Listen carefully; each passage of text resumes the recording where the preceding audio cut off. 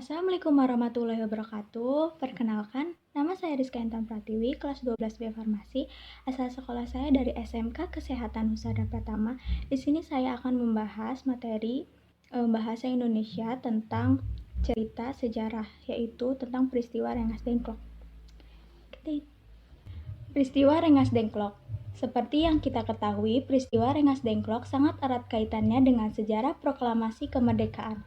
Kemerdekaan Indonesia dapat diraih sejak 17 Agustus 1945.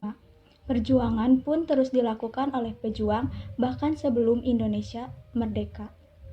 Indonesia merdeka tidak begitu saja, akan tetapi melalui proses yang membutuhkan keberanian dari para pahlawan untuk mewujudkan dalam proklamasi kemerdekaan. Salah satunya adalah peristiwa Rengas Dengklok. Nah, sebelum terjadi peristiwa Rengas Dengklok ini, terdapat peristiwa bersejarah lainnya, yaitu 1. Pada tanggal 6 Agustus 1945, sebuah bom atom dijatuhkan di atas kota Hiroshima, Jepang, oleh Amerika.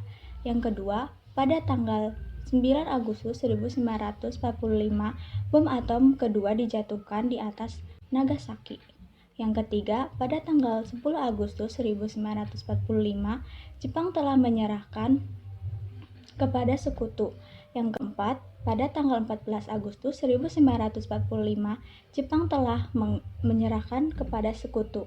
Lalu, golongan muda mendesak golongan tua untuk segera memproklamasikan kemerdekaan Indonesia. Adapun fakta tentang peristiwa Rengas Dengklok, yaitu dipicu oleh perbedaan pendapat antara golongan muda dan golongan tua. Perlu kita tahu tokoh-tokoh golongan tua dan muda. Golongan tua terdapat Soekarno, Mohatta, anggota dan pengurus BPU-PKI. Sedangkan golongan muda diantaranya ada Sukarni, Chairul Saleh, Yusuf Kunto, Dr. Mawardi, Sayuti Melik, Aidit, Wikana, dan lain sebagainya. Sebelumnya, ada yang tahu gak sih apa itu peristiwa Rengas Dengklok? Peristiwa Rengas Dengklok merupakan peristiwa sejarah di mana golongan muda melakukan aksi penculikan terhadap Soekarno dan Muhammad Hatta. Golongan muda tersebut adalah Sukarni, Aidit, Wikana, dan juga Chairul Saleh.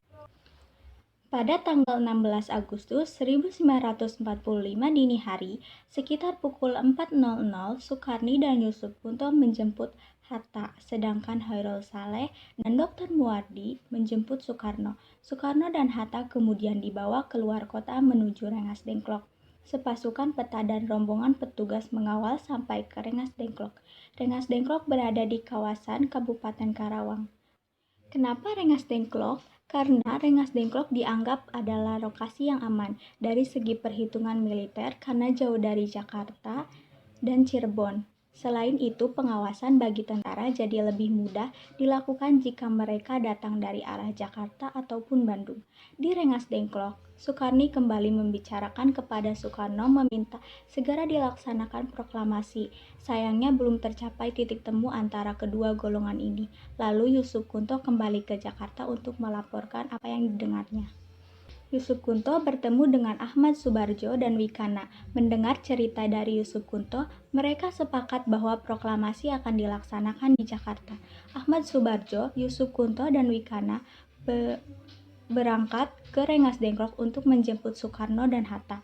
Mereka tiba pukul 17.30.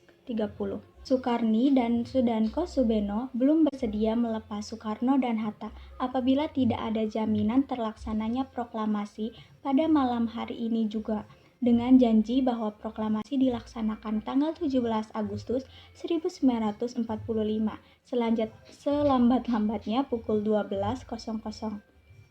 Soekarno dan Hatta diperbolehkan pulang ke Jakarta. Mereka tiba pukul 23.30.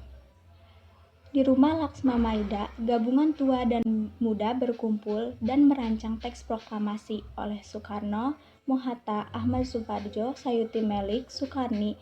Sejarah akhirnya mencatat melalui peristiwa Rengas Dengklok, kedua golongan yang sempat berbeda pendapat ini sepakat untuk mewujudkan proklamasi kemerdekaan pada tanggal 17 Agustus 1945 di Jalan Pegangsaan Timur, Jakarta.